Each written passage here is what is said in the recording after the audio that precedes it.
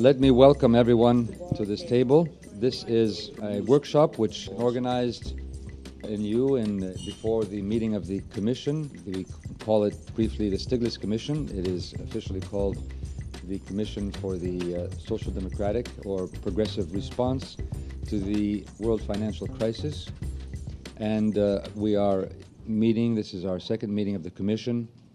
We had our first in Austria. We were hosted by Chancellor Gusenbauer, and now we are having our meeting in New York. The time is just before the G20 meeting to highlight, if you like, our distinct and progressive voice on the world issues of today. I would like to thank you all for being here, and I want you to be open, speak very open and freely. This will, of course, be a session which will be podcast, and we want to do this because we do represent some 160 members, parties from around the world, labor parties, democratic parties, progressive parties, social democratic parties from around the world, and who are very interested and in the process of developing new policies and progressive policies vis-a-vis this crisis.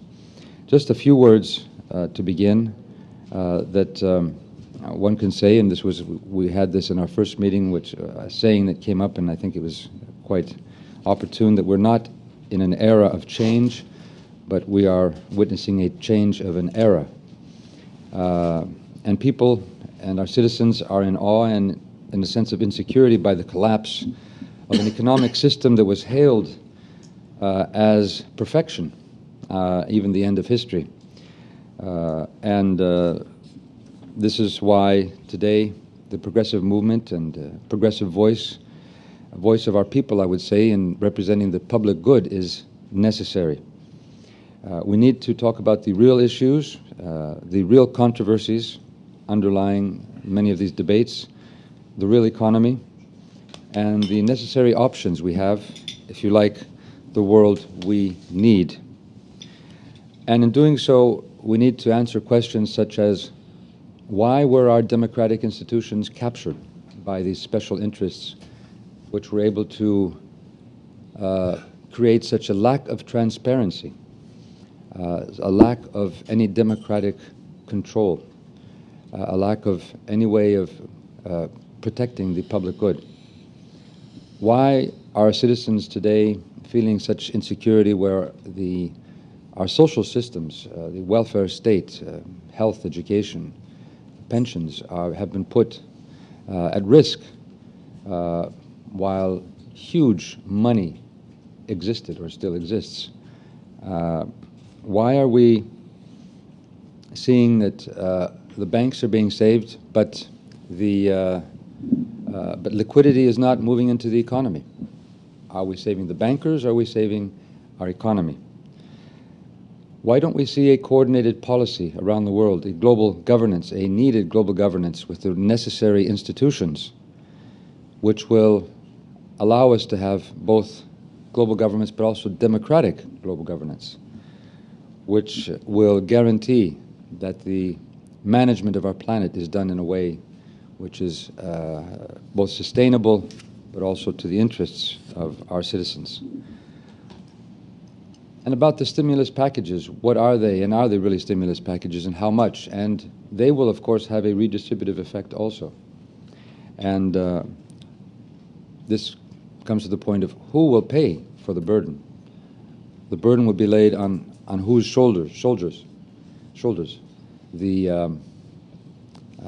Those who have been in the establishment, if you like, and have had reaped huge profits from this system, or will again we ask our citizens to bear the brunt of the burden, and this time a very big brunt and burden. G20, it is a club of the larger economies, but where is the voice of many of the developing economies and the smaller countries? This is another issue which has to do with our democratic running of this planet.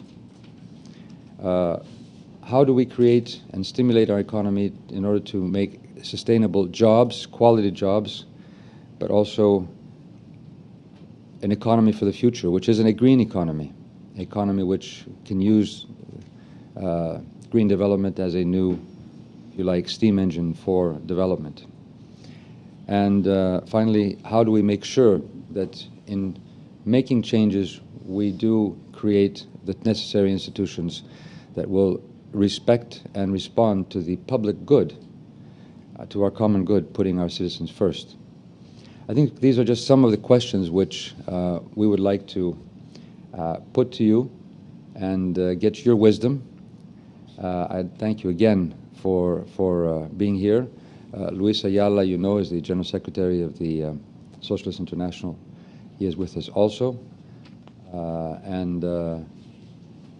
Joe, thank you again for all you have been doing in contributing to this debate and in heading this commission. I know you've also recently headed the commission of the UN General Assembly, and you're bringing that experience to this table also. So I'll give the floor to you and let you chair, Joe. And I know that Jamie Galbraith has to go off to Congress to testify at a hearing there. So I think he may want to say a few words initially, but Joe, you have the floor. Okay, let me, because time is short, let me give you a little bit of a view of at least, I think, some of the outline of the issues that we ought to be talking about. And part of that is a response to George's question about what are some of the areas in which this progressive response differs from other responses, including some of the responses that we have. And maybe before beginning that, I should try to set the scene a little bit by talking about one of the perspectives that very strongly the UN Commission is taking, because I think it fits very much within this agenda. Our view in our discussion was that underlying, at least one of the factors underlying the current crisis is a lack of global aggregate demand, and that in some sense the bubble that was created in some to replace to address that insufficiency of global aggregate demand, and it was the breaking of the bubble that is the focus of everybody's attention and the deregulation that led to the bubble. But we try to push it a little bit beyond that and say what were the reasons that there was a need for a bubble, what was the need for loose monetary policy and lax regulation. Well, there are two things that we talk about. One of them is the growing inequality all around the world. And so the consequence of that is a redistribution of income from those who expend it to those who don't.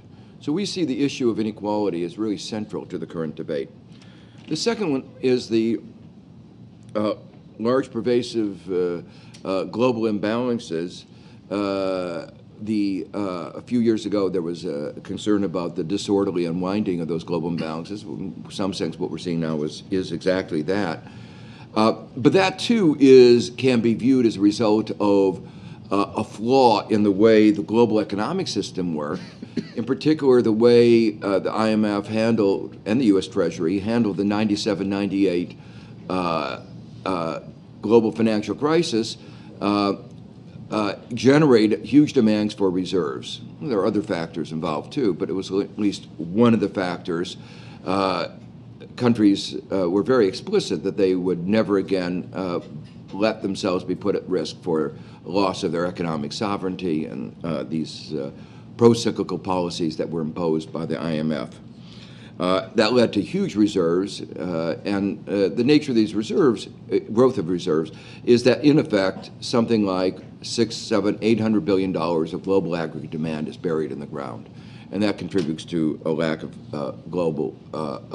robust global growth.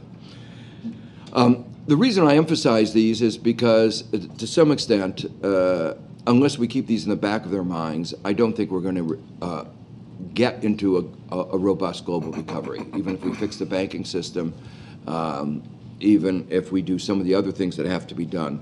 And so that these have to be addressing these issues have to be part of the response. The second thing we emphasize is the fact that over the recent decades, there's been really a weakening of the social protections, which in fact are part of a system of automatic stabilizers. Across countries, we force them in developing countries to liberalize their capital markets, exposing them to more risk. So in some sense, we worsened the risk absorption properties of the economic system. We talked about it in terms of flexibility, in terms of other words, but in fact, the reforms made the system perform more poorly, created risk, and didn't manage that risk as well. And again, it's something that has to be addressed and is not really on the G20 agenda. The third point is to reiterate the fact that this is a change of an era where the basic flaw in economic philosophy has been exposed, but the magnitude of the problem, I think, has not been sufficiently appreciated. We have a world in which there are huge unmet needs, problems of adapting to global warming, problems of global poverty, and yet we have a world in which there are massive underutilization of resources. That's not the way an economic system is supposed to work. If it's supposed to be able to make sure all resources are used and efficiently deployed, we have an economic system that is not deploying resources, and there are huge needs. And so it's a problem of the system being able to generate the purchasing power to ensure that the needs are met. Okay, so that's 3 or 4 background observations. Let me just outline what I see as some of the distinctive elements of a social democratic response. And perhaps I've already highlighted, and George has highlighted several aspects of this. And maybe I should begin with one that he emphasized, which is this is a failure of our democracy. Social democracy is about democracy, and it's a failure of our democracies. We allow special interests to dictate the rules of the game in ways that it serves special interests but not the general interest, what was captured. And it was done in a very non-transparent way, so it really highlights the need. Campaign finance reform, the other political institutions are again among the reforms that need to be put on the agenda. The word social democracy leads to a focus on issues of social protection and therefore a greater discussion of what are the adequacy of our social protection mechanisms. And again, very little attention. In the United States, perhaps I'm a little bit more sensitive. I'll make more remarks about that. Our big deal was to extend our unemployment insurance from 26 to 39 weeks. And over, 1 million Americans will have expired all that. And several of the states have said they won't accept the extended unemployment benefits. I mean, that's just when people get unemployed, they have no health coverage. They lose their homes. So we obviously have a system of inadequate social protection with respect to addressing the concerns that the crisis raised. There are, the word social democracy also focuses on the notion of social solidarity, not only across generations, across countries. And this is where issues of climate change become, are we addressing some of the needs to future generations? Are we leaving them burdened as a result of special interest politics as they affect, for instance, the bank bailouts? And that comes to the third aspect, the distributive consequences more generally. I think some of us have absolutely been horrified as what's been happening in the bank bailouts, where it is so clear that the distributive consequences are severe, and it's not even efficient. It really is replicating some of the mistakes that were made before the crisis within the private sector are now being replicated within the public sector. And a fourth aspect of social solidarity is solidarity around the world, and that there's a need to make sure that the poorest in all the countries are protected, and that is the particular focus of the UN Commission. The recognition that the poorest countries are among those that are going to be most adversely affected, including many of the people who did everything, quote, right, according to IMF or standard orthodoxy. And yet they don't have the resources in which to have, for instance, a stimulus to have cope with the banking problem, to do all the other things the advanced industrial countries do. But one of the things we also point out that one of the unintended consequences of many of the things that the advanced industrial countries have done is to disadvantage the developing countries. If we provide guarantees to our banks, it encourages funds to flow out of the developing countries, where even if they had a guarantee, it would mean something totally different. So intentionally and unintentionally, we are hurting the developing countries. 17 of the 20 G20 countries imposed protectionist measures since the November meeting. So these are, as I say, I'm just listing here the agenda that I think we ought to be discussing. Let me just very quickly go through a few of the, what I see as the key issues, and then turn it over to Jamie. Key issues at the G20. And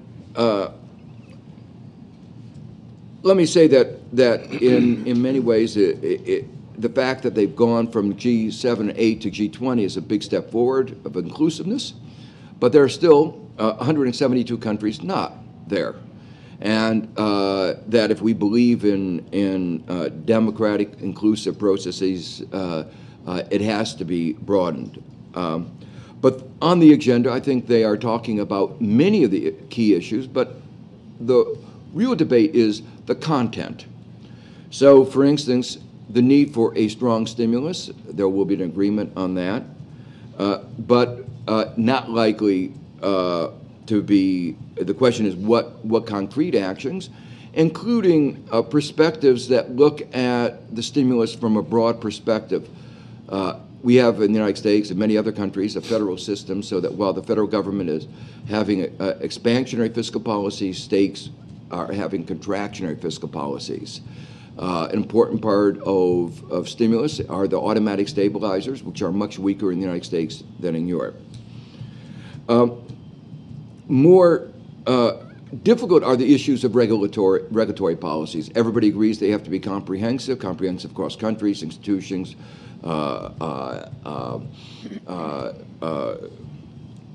across instruments. But there's a big difference between oversight, which is what some people in the United States are calling for, and doing something. Watching the disaster in slow motion is better than not watching it, but is not equivalent to preventing the disaster. And the key issues, how do you deal with derivatives? Do you allow banks to get too big to fail? What is the nature of the financial system that we want in the future? Do we want financial systems that provide money to small and medium-sized enterprises, which are the creators of jobs? These are the questions that are not on the agenda, and that ought to be. So, and those are the hard questions on which there will be divisions, and I think where the progressive movement has a strong view. Thirdly, consensus that there needs to be assistance to developing countries, and that there needs to be reform in the international institutions. Question, how much assistance, and how is it going to be distributed? And what reforms are going to be made in the international institutions. It's obvious that the Financial Stability Forum that was created to prevent another crisis such as the 97-98 crisis didn't work. It's very clear that the IMF didn't prevent the crisis. Now, the question is there any reason to believe that a, quote, reform, mild changes in voting rights, is going to make any difference? Well, the UN Commission, one of the hardest questions that we had in our discussion was a debate over the relative merits of creating new institutions and reforming old institutions. And in the end, I think our view is you need to do both. And that the timescale of reform is probably too slow, in fact, to have much confidence. And some of this is an empirical question about, since what matters is the ability to generate confidence from donors who might give to the existing versus new, and the confidence of those who might receive money, i.e. developing countries, can that be restored quickly by the kinds of reform on the table? And I can tell you from talking to a number of developing countries, their view is, to put it a little bit mildly, they will be on their deathbed before they turn to the IMF. It may not be an effective way of dispersing money. Other countries have turned to the IMF. So I don't want to. I want to keep in a balanced way, but I think we have to understand that there is a real problem of confidence in these institutions and a real issue of reform. Finally, there are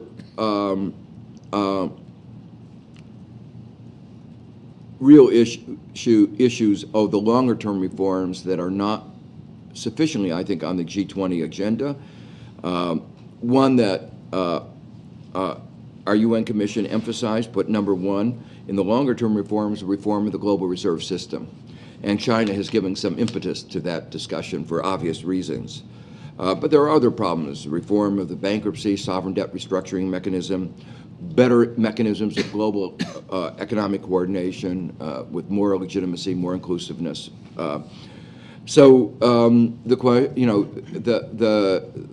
These are all issues that probably are not on the agenda because they are raise contentious issues, particularly issues that represent potential changes in the balance of global economic power and have distributive consequences that are potentially very significant. So with those remarks, so what I hope we'll do is come back and talk about each of these in greater detail, and probably try to have a little bit more of a structured conversation around each of these areas. But since Jamie has to leave, do you want to make some remarks? Relatively very brief remarks, and thank you very much for giving me the floor at this early hour.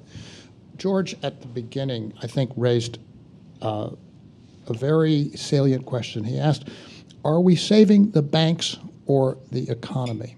I might say, are we under the illusion that saving the banks will save the economy? Have we allowed ourselves to be seduced by the metaphor of a frozen river, of a blockage in the credit pipes, and to the belief that if we only stuff the banks with money and loosen their plumbing, that they will once again restore us to economic growth by the mechanisms that prevailed in the past couple of decades, that is to say, credit expansion in one direction or another. I think not. And I think the fundamental understanding of where we need to go to deal with this crisis begins with understanding the limitation of the financial system going forward. We need particularly to be conscious, to raise the issue, to raise the understanding of the fact that behind this financial crisis lies one of the greatest financial frauds ever conceived. And that is in the origination of mortgages, in subprime and alt-A mortgages in the United States in the middle part of this decade. We saw a massive abandonment of the responsibility of the state to provide a minimal degree of regulation essential to maintaining the legitimacy and the trustworthiness of the credit markets. And that problem is essentially a poison in the well of the financial system that's going to have to be dealt with. The question we have to ask is, are we going to have an investigation?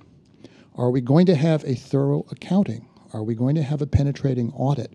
And are we going to deal with the consequences of this crisis, or are we simply going to try to cover it up?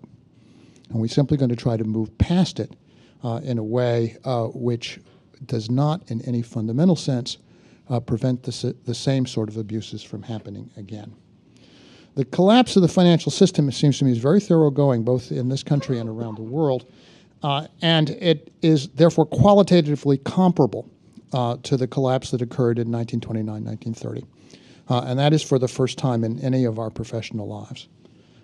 And it seems to me the appropriate lesson to draw is the lesson of the New Deal experience, which is that while restructuring and reforming the financial system is absolutely essential, it is not going to be sufficient measure for economic recovery.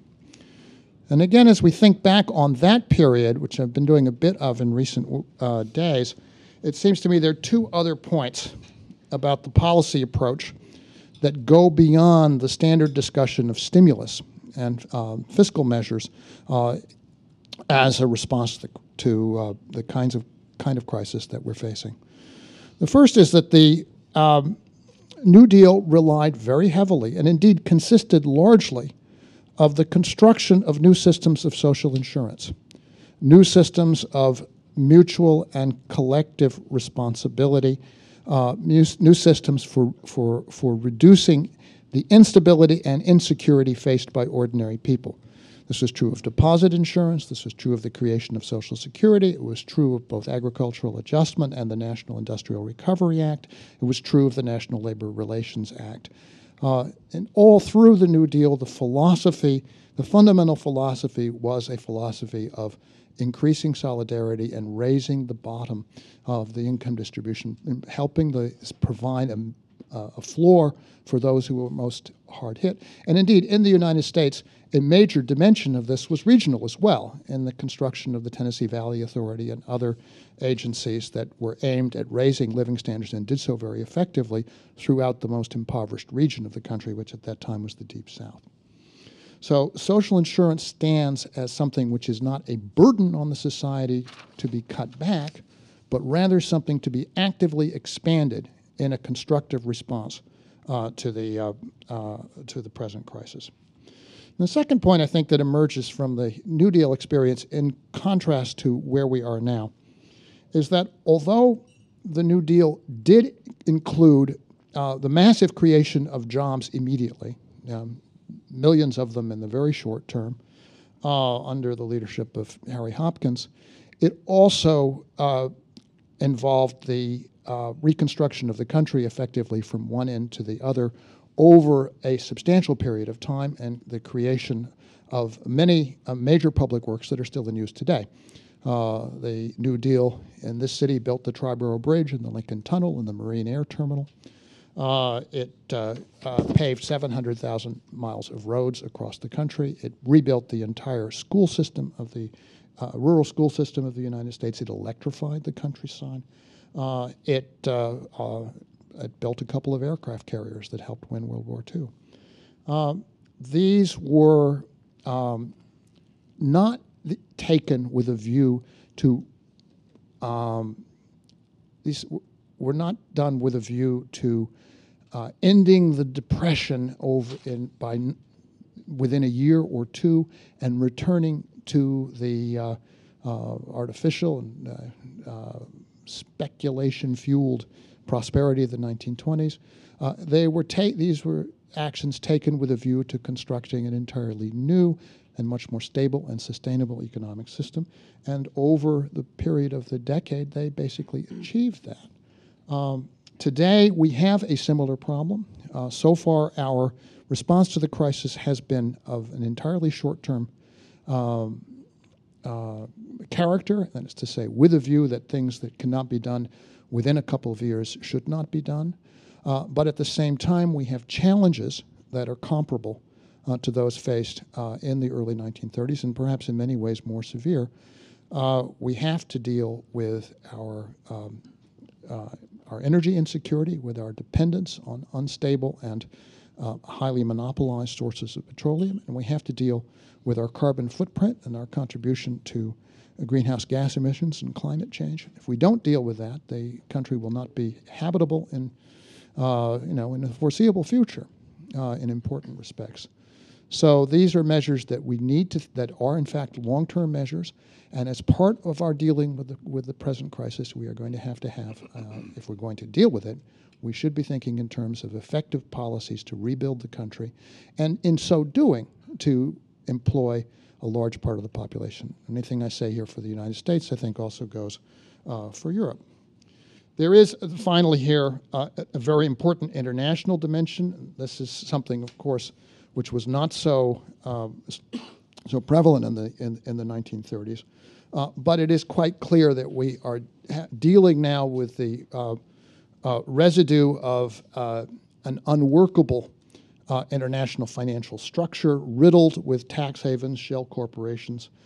We have to think about what the appropriate limits on transnational banking practices are going forward, what the appropriate structures are for capital control, the buffering of speculative movements across countries, and how best to develop perhaps interlocking regional networks of governance for finance, with a view to actually realizing the objective of steady, sustainable, and believable convergence in global living standards and the stabilization of economic life across countries as well as within them. Thank you.